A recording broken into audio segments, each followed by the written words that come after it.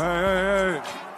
Alright, so after a kind of busy week, I was moving some stuff down to the good old college house and, just busy stuff outside of that. Did take a nice little week off, that was nice, but we have a whole bunch of free agency, trade, draft, just off-season shenanigans to get through, and we're going to be starting today by talking about probably the two favorites to win the title for the next season, the Lakers and the Nets. Obviously, last season we saw the Brooklyn Nets form their big three with James Harden, Kevin Durant, and Kyrie Irving via trade. Recently, in this offseason, we saw the Lakers do a similar thing where they had LeBron and AD, and then they went out and added a third star in Russell Westbrook via trade. And I don't know if y'all remember this old commercial with Kanye West and Kobe Bryant, but it's pretty much Kobe delivering some sort of expo. Kanye's asking him a ton of questions, and then Kobe drops the famous line, can you be a different animal and the same beast? And I think that's a pretty fitting way to describe these two teams as we approach this next season. And I say that because as we get through this offseason and both teams make moves, they have pretty similar roster structures, whereas their actual play styles couldn't be farther apart on the spectrum of basketball. We have the Brooklyn Nets, who are just going to straight up try and outscore every single team they play with their offensive empowerment. They have three of the greatest scorers that the league has ever seen in Durant, Harden, and Kyrie. Whereas the Lakers are going to grind out wins. They're one of the top defenses in the league. They have LeBron, they have Anthony Davis, and they now add Russell Westbrook. It's going to be a very tough physical team. They're going to outsize you, out-rebound you, out-muscle you, and they're just going to bring it to you physically and dominate you in that way. And then, like I said, when it comes to the actual roster construction, both teams have their big three who's taking up a whole lot of cap space. And then both teams did some pretty excellent work so far this offseason to build a contender around them with very limited cap space. And a few of the signings that I've seen so far just straight up have me in awe, especially for the Lakers. So without wasting any more time, let's get into what moves the Lakers have made this offseason. Obviously, they have the LeBron, AD, Russell Westbrook big three. They also have Marc Gasol and Talen Horton-Tucker as the only other players who are returning from last season's Laker roster. And from there, the Lakers signed all of Kendrick Nunn, Carmelo Anthony, Trevor Ariza, Wayne Ellington, Dwight Howard, Kent Bazemore, and Malik Monk. All of them for minimums except for Kendrick Nunn, who was around $5 million, but either way, just a whole lot of very, very good value signings. It's been especially funny to see everyone get their memes off about Malik Monk because seeing someone who is 23 and not even, this is his second contract in the NBA, and for him to already be taking a veteran minimum to go ring chase with a really, really good team is just something that is absurd and just really funny. All jokes aside though, this was easily my favorite signing for the Lakers. It was really unexpected, and I think he's going to be a really good addition to this team for cheap, as long as the Lakers do get the most recent version of Malik Monk and not what we've seen from earlier in his career. And I say that because his first 3 years were really disappointing, but luckily for those who stayed on the Malik Monk truth train, got an absolute treat last season when Malik Monk had a sort of breakout year. He had multiple 30-point games, he was a 40% shooter from three, and he had a 25-game stretch during the middle of the season where he averaged 15 a night.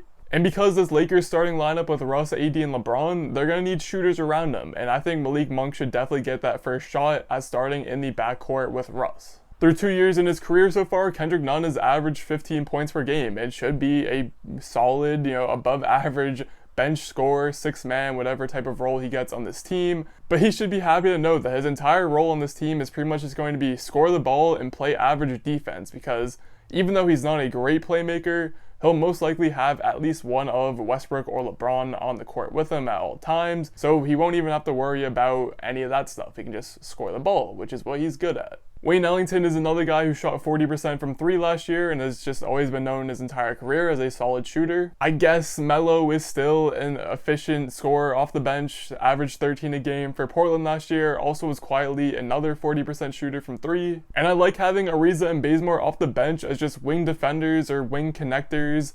And Kent Bazemore was another guy who shot 40% from three last year. So again, Lakers did a great job of getting shooting, spacing, and just bench guys who can play certain roles for cheap. And speaking of which, throwing Dwight Howard back into that center rotation with Anthony Davis and Marc Gasol is also it's fine. Dwight's still a good defender, and more importantly, just a really good vertical threat for the guards and LeBron when they're playmaking on this team. And at the end of the day, he's a center who can do what Marc Gasol can't anymore. So they just kind of work well together as a 1-2 punch off the bench. Overall, the Lakers just absolutely decimated this free agency, getting really, really good value signings, and I was honestly amazed at how good of a job they did. But obviously, there's still the entire fit of Russell Westbrook to talk about, and honestly, I'm okay with it. The three-point line has been the center of discussions for pretty much every topic about the Los Angeles Lakers since the trade happened, and for good reason. I wouldn't be surprised if there are games during this season where the Lakers just look horrendous offensively. People are going to take shots at LeBron for no reason, they're going to take shots at AD for no reason. Russell Westbrook's gonna get his slander regardless. But I think some people are failing to realize that this has been the case for the entire LeBron era in LA. Since signing here, the Lakers have gone down the path of just straight up outsizing opponents, out-rebounding them, out-muscling them, and just playing good, strong defense. They're sticking LeBron with 2 centers on the court, and they're saying, come and beat us, come and score the ball on us, and it's worked. And all of these things fit Russell Westbrook's MO perfectly. At the end of the day, the Lakers have 2 really, really great players and offensive scorers in LeBron and Anthony Davis. They have one of the best playmakers in the league in Russell Westbrook, something that I think is really undervalued in his game. And then this offseason, they came out and got just enough defense and shooting that they're going to be a good team pretty much unless injuries just absolutely ravage them again like they did last year. The only thing that I am a little bit worried about for them as we head into the season is losing Kentavious Caldwell-Pope as that point of attack defender who can guard out on the perimeter, because KCP played a really integral role to that championship team, and I think it's going to hit harder than fans might think it will once they realize that they don't have that anymore, because Westbrook doesn't quite fill those shoes, neither does Monk or Nunn or anyone else that they signed. Anyway, now we're going to shift over to the Nets because although they didn't have quite as much roster turnaround, they still had some moves that they had to make to bolster their big 3 and stay a contender. Outside of Harden, Durant, and Kyrie, they have a bunch of other players returning like Joe Harris, Bruce Brown, Blake Griffin, and the pair of centers in DeAndre Jordan and Nick Claxton. And assuming that DeAndre Jordan will either be traded or just won't play like he did most of the end of last season, I think it's pretty safe to say that those other 7 guys that I named could easily be their playoff rotation if they all stay healthy. But since the regular season still is a thing, we will continue to consider their offseason pickups because they had a few gems. Patty Mills was a bit of a prized possession in the free agent pool at the guard spot. Just a really consistent scorer and just high IQ veteran who's been in the Spurs system his entire career. So that was a absolutely great signing. The backup guard spot was pretty weak for the Nets, and I think Mills should fill those shoes and more pretty easily. They also traded Landry Shamet for Javon Carter. I've had raw tuna before. I know, I'm just saying if you like it.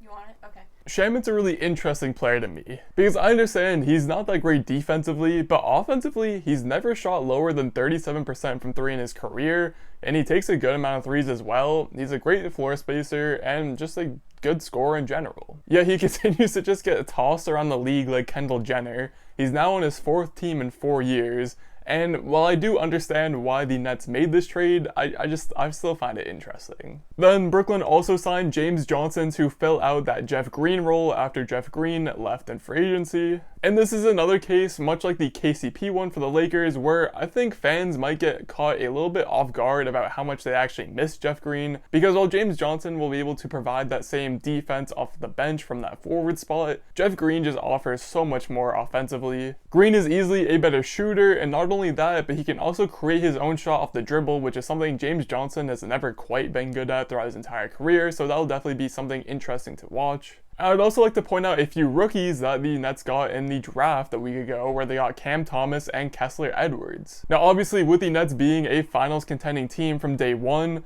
I very much doubt that they're going to see much time either of the two, but I do think Cam Thomas especially could definitely have a few games during the season, or just a few flashes, where he shows off how good of a scorer he is, because he is a very good scorer. And who knows, Kessler Edwards can maybe find a smaller bench role on this team, much like how we saw Bruce Brown evolve his role throughout the season as that small ball 5 off the bench type guy who can just kind of connect and glue together the team. Either way, at the end of the day for the Nets, I think their number one priority just has to be to stay healthy. They're a powerhouse offensively, and even in these most recent playoffs, we saw them take the eventual champion Milwaukee Bucks to a 7-game series into overtime in that 7th game, and almost won if KD just wore some smaller size shoes. But the point is they did all of that with only a fraction of their power, as Kyrie was out, James Harden was playing on the bum hamstring, and it was really just KD versus the Bucks. And to bring the Lakers back in for comparison at the end of this video, I think I still like the Brooklyn Big Three better. I think just overall talent-wise, they've got the edge by a little bit over the Lakers. But after this offseason, I think the Lakers supporting cast just ultimately fits their scheme and what the Lakers are trying to do better than what the Nets bench is currently looking like. And again, I say these teams are the same beast but different animals because at one end of the basketball spectrum, you have the Brooklyn Nets, 3 of the best scorers of all time with a whole bunch of scorers around them, and they're just simply trying to out-offense whichever team comes in their path. Meanwhile, you have the Lakers, who are very defensively minded, and they're basically just daring teams to try and outscore them, and they're going to take their time, they're going to be physical, and they're going to attack the rim. And come June, July, next summer, I really hope that we do get to see this Nets-Lakers finals that's been building up some hype recently, because I think it would be, first off, just a whole bunch of star power in one series, but secondly, it'd be a true clash of the Titans, and it would be a true showcase of great offense versus great defense. Not to mention, it would absolutely be the playoff series to end all discussions about the dreaded Hooper versus basketball player takes that have been storming NBA Twitter recently. I know we're all sick of seeing it, so that's why we need to have the series put it to an end. We got the Brooklyn Net Hoopers versus the LA Laker basketball players, and I think that's just something that all NBA fans could use right now. And if you've made it to this point in the video, then congratulations, you're a real one. Now, if you enjoyed this video, maybe think about hitting the subscribe button. Should be somewhere in this general direction. Or if you're not sure yet, maybe check out another video which should be in this general direction. Either way, thank you for watching.